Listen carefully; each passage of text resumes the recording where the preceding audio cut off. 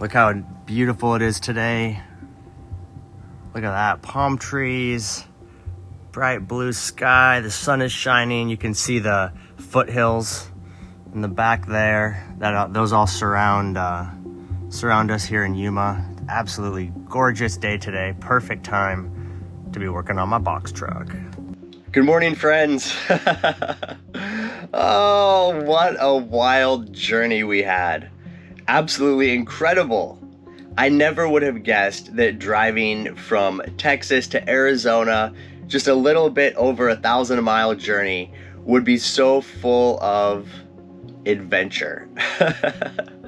It was a huge adventure. So we had 3 separate breakdowns. Van was overheating, tire blew out, and then that transmission parking brake failed again. And but you know what happened? Every time I got through it, none of it was a catastrophic disaster. And even there at the end, when the transmission brake failed, I thought I was done, out of the game. I thought the van was cooked. But I refilled it with transmission fluid, and I was able to continue and complete the drive all the way to Yuma, Arizona. So even though it was a struggle, the van life gods have blessed me and allowed me to complete my journey. So here I am coming to you in my box truck from Yuma, Arizona. Since I got to my dad's here in Yuma, I've been a busy bee, just working every day on the van, taking care of all the mechanical stuff, also working on a few interior projects. So the first thing I did to address the overheating issue is I completely drained and flushed my coolant system, and I replaced the thermostat and the thermostat gasket. And I haven't really put a lot of miles on it since then because I've just been parked at my dad's. I've done a few trips into town to Home Depot, and it seems okay, but we'll find out once I hit the road again how it really does on a long multi-hour drive. Now, in regards to the e-brake transmission assembly, it's still leaking, it's still bad. But what happened is I talked to my mechanic back home in Texas again, and he actually offered to rebuild the unit with better quality seals. So it seems that the issue with these units, because I've had 2 now that I bought online and installed, one I did myself, one the mechanic did, both of them ended up leaking. So he believes that the seals they're using in these rebuild units are poor quality. And I agree with him. I found a few forums online with people that had the same issue, and they actually went in and replaced the seals and were able to get the leaking to stop. So he's supposed to replace the seals in the unit that I left at his mechanic shop back in Texas and send it out to me. So hopefully I can get that installed before I really hit the road, and hopefully the transmission brake will be no more problems. So that kind of addresses all the issues I had on the trip down here. Obviously I got 2 new tires to take care of the blowout. So where we're at right now is I'm working on the interior. Here's what's going on. Schoolie Palooza is coming up. It's a huge nomad gathering out in the desert in Ehrenberg, Arizona, about 30 minutes from Quartzsite. And so I'm going to be going to that. And so I want to get my interior a little bit more finished. So what I'm working on is overhead cabinets to hide the ugly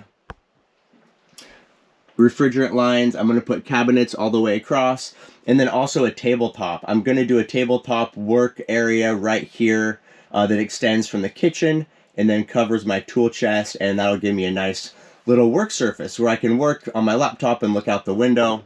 So that's what's going on with Nomad Brad. That's where we're at. Let's go ahead and jump into today's video. Hello friends! So today I'm very excited. We're going to do an epoxy pour on this countertop that I have made for the van. It's kind of a workstation prep area. And so here's what we got going on. I have this piece of plywood. It's 50 inches by 21 inches.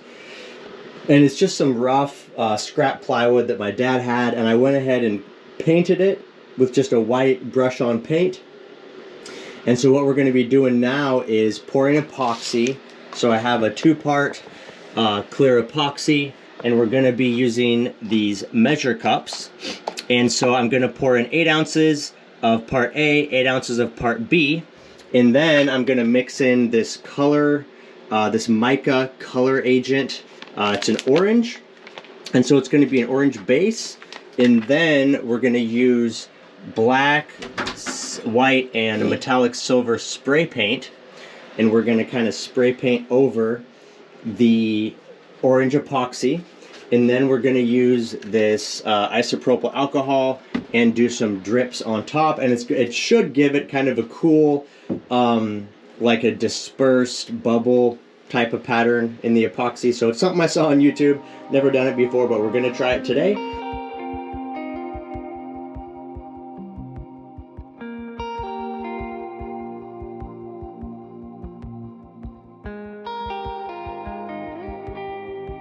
So I've been mixing for a total of 12 minutes now, and here's where we're at on the formula. It's got some nice little like marble in it. You can see here what the consistency is.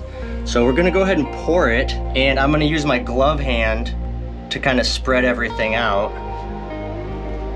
Just kind of go like this.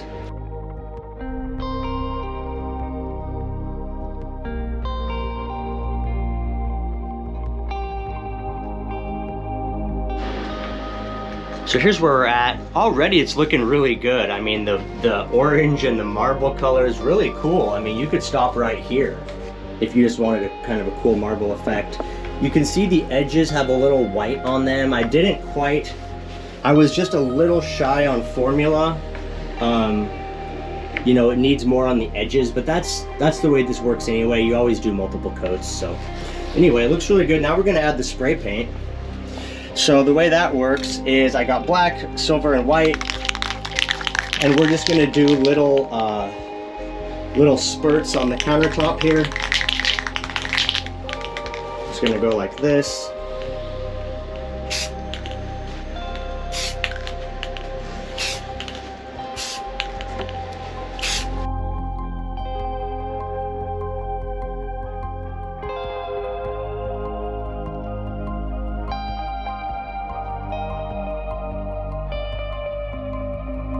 Okay, so here we go. There's the orange with the black and the white and the silver on it. Now we're going to do the last effect, which is adding the alcohol. And then what I'm doing is I'm spraying it into my hand and I'm letting it drip onto the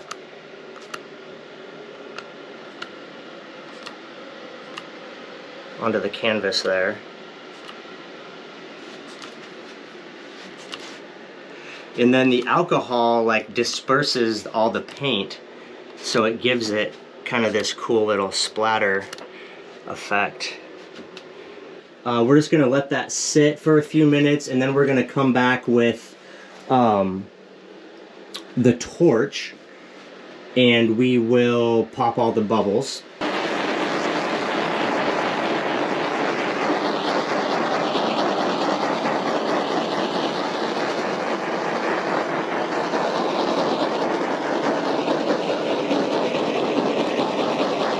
Good morning, friends. We're back in the laundry room checking out the epoxy table. It's been sitting almost 24 hours right now. So here is what we're working with.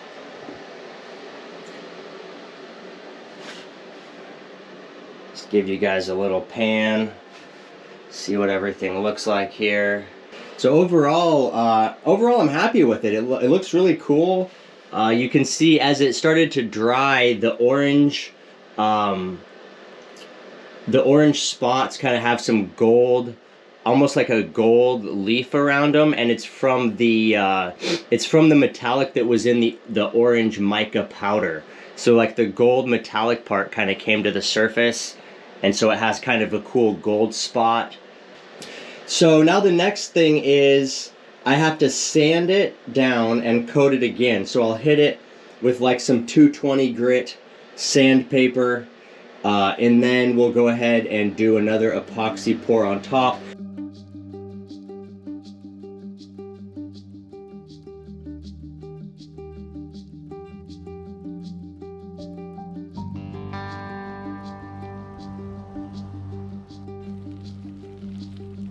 So this is it. The beautiful foothills of Yuma, Arizona is currently this December, I believe it's December 10th. No, not December, January. I believe it's January 10th. 2024. It's about 70 degrees and sunny. There's palm trees all around me. The air is brisk. It's a brisk air. However, the sun is warm.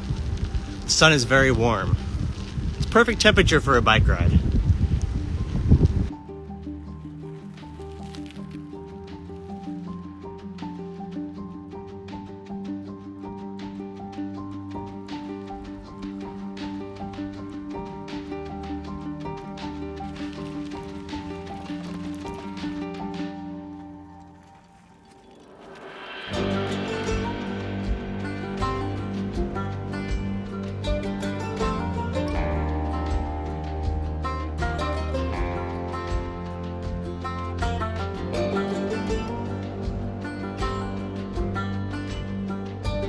So this whole place, it's called a wash. And so that's an area where all the water collects and all the runoff from the foothills makes its way down the mountain and then kind of collects and runs through and hopefully avoids all the houses. So it's like a big kind of gravel pit area. Pretty cool. There's like some miniature sand dunes and all kinds of different bushes and plants and stuff. The golf course is up over there. I can actually see some people golfing right now. Right here on the hill. I don't know if you can see that. Let's just try to zoom in a little bit. Right there. There's a couple golf carts. And over here, there's a couple people. There's a huge golf course here. Huge golf course here. I don't know where they get the water from, but it's super popular. Booming all year. And then we're coming up on the sign. The middle of the desert.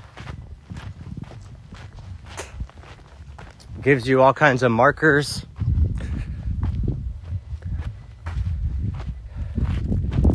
Ellensburg, Washington.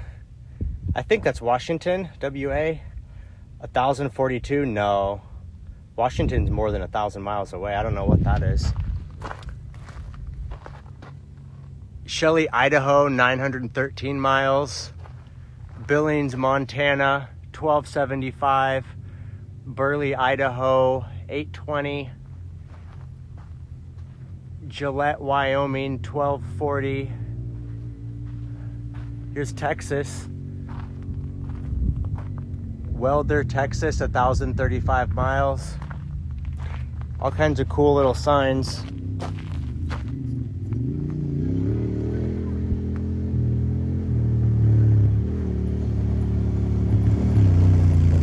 There's lots of side-by-sides too.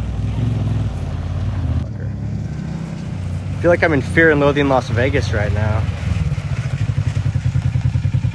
Hey buddy. How's it going? Good. I wanted a picture of that thing too. I feel like I'm in Fear and Loathing in Las Vegas. You ever see that movie? Oh, there's like a big motorcycle race and there's like this reporter guy and he's trying to film it and there's like just dust clouds like encircling him. He's got like a mask on his face. That's awesome. Yeah. Yeah, man, check it out. Lots of places. Where are you from? And I started guiding fishing. And oh, nice. So I take the winter off, and it's tight through the winter, but the freedom is so worth it. Yeah. Like I don't even care. Yeah. You know, I do a little side hustling here and there in the winter, and then we come visit the grandparents. They're in their 80s, so how often do it's his great grandparents, you know, and it's just. Yeah, that's perfect. Dude, dude, the freedom is underrated. You know, people are so focused on all the stuff. Right. But when you can have freedom, that's where it's at. Oh my God, yeah. I just can't imagine going back. I mean, I grinded, man. And, you know, I saved up money and I bought a house and everything. I still got to make money, you know. And in the summer, I'll be back to the grind, you know, every day. But then with the outlook of having the winter off, you know, and to be able to just have some freedom. Dude, I like it better than just 40 hours until you die. You know, 40 hours a week. And it's like, it feels like it just never ends. It does. But having the season where you can like take winter off or something, that's like, that's a good recharge. Looking forward to your week or two vacation, you know, fuck that. 100%. Yeah. Well, right on, brother. I'm glad you're living. I'm living, man. I appreciate it. Yeah. You have a good one. I've just noticed more and more as I'm traveling, I just come across so many more folks that kind of have the same mindset, you know, people that are realizing the traps of consumerism and people that just want to get out and have a sense of freedom. And I just love that more and more people are waking up and they're taking charge of their life and they're finding that freedom, whatever it looks like for them. You know, this guy, he works all summer as a fishing guide in Montana, Kalispell. And, you know, he said he works his butt off all summer, but then he gets winter off. And he travels, comes down to Yuma, visits his grandparents, and, you know, just has that time off. It's so important. I think it's really important that you have whatever you're doing in your life, you enjoy it. I'm sure he enjoys being a fishing guide. But then additionally, you have time to yourself, you know.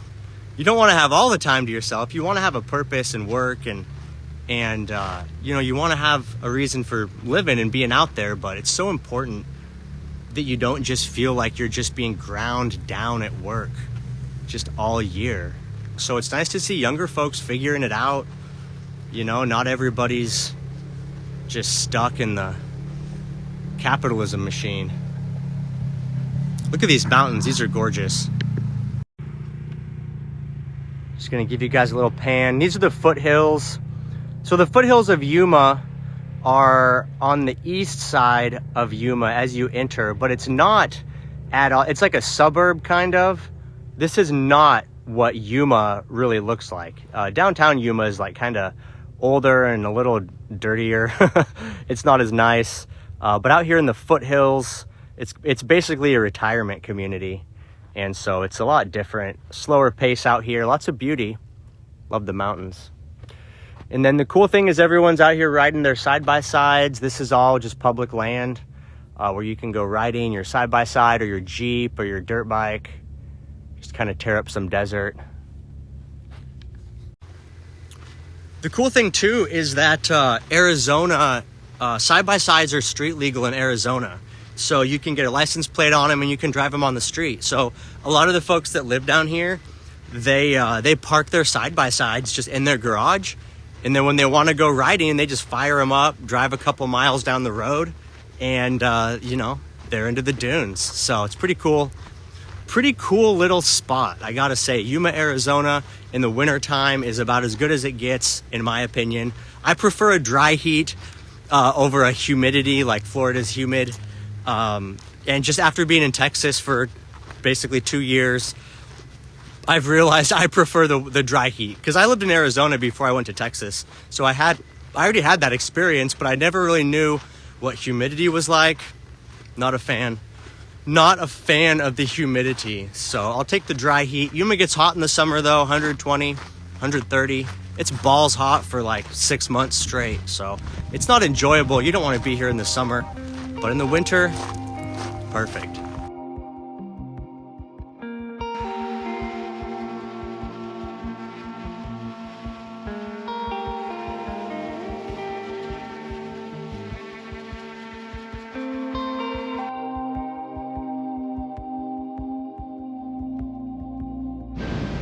So here's the board. I don't know how well you can see that, but it's definitely more of an opaque now. It's not as glossy.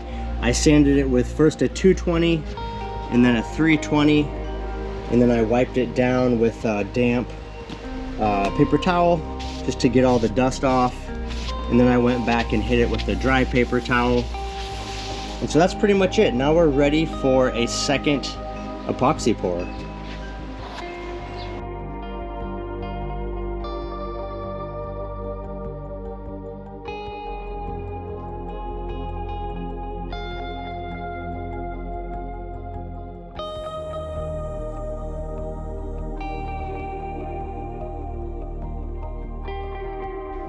So I decided to actually go ahead and do the edges a little bit thicker and kind of do like some random designs in here just to make the border kind of interesting, and super happy with how it turned out, and flooded the epoxy down over the edges so got a little better coverage on the edges.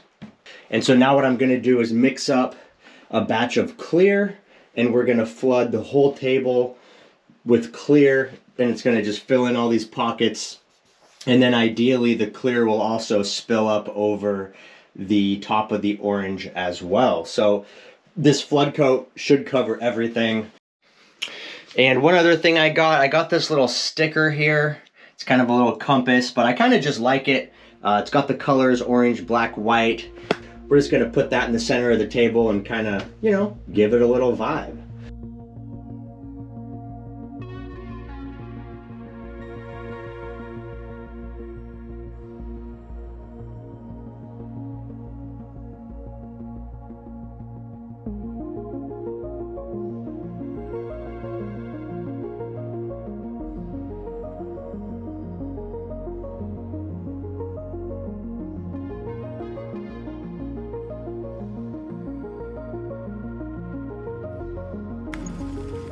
So here's something else I love about Yuma, all the fresh produce.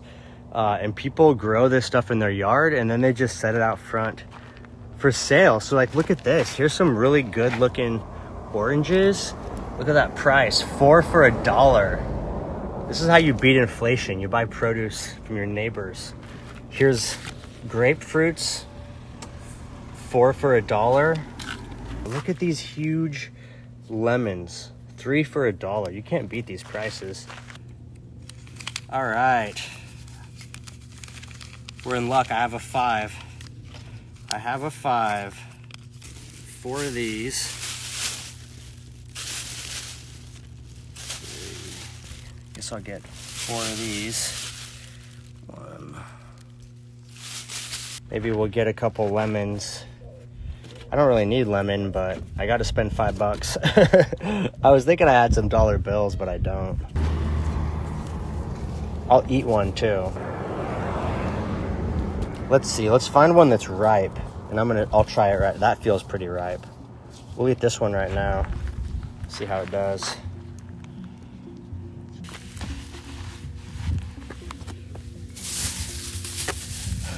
This is super heavy.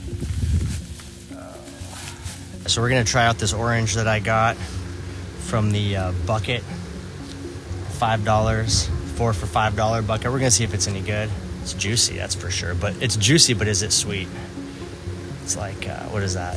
Lord of the Rings? The Hobbit, or yeah, Lord of the Rings. It might have been from the Hobbit movie. I'm not sure which one. Smeagol. Is it juicy? Is it sweet? Let's see if it's any. Let's see if we did any good on our purchase today.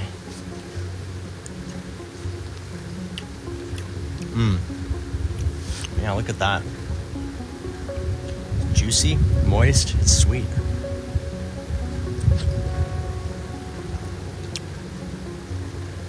Very good. Roadside fruit stand, 10 out of 10, definitely recommend.